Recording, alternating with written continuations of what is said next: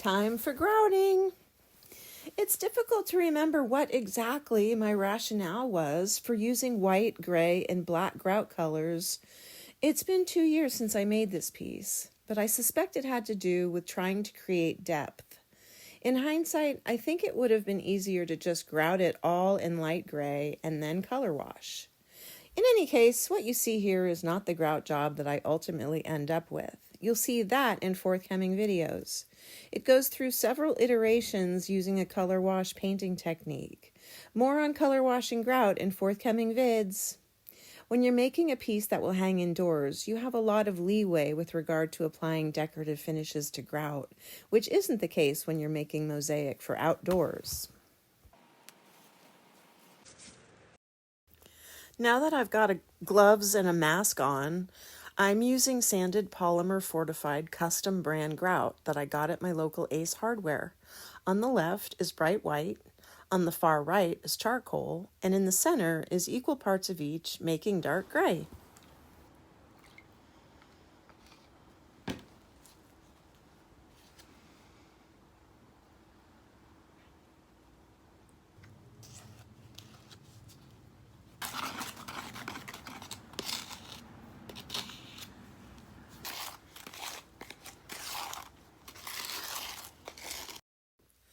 Now that it's mixed, it's time to let the grout slake for 8 to 10 minutes.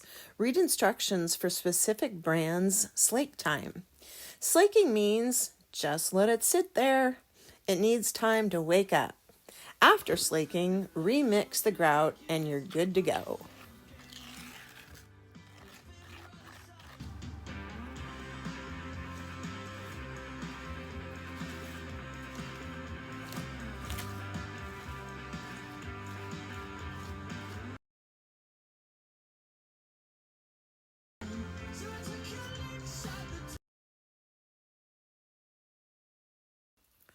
Now that the grout has been applied, I'll let it sit for at least 15 minutes before starting to clean it off.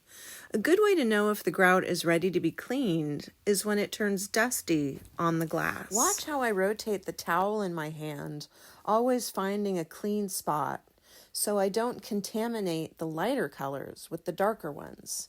It would be a bummer if the black or gray grout in my rag swiped across that white grout.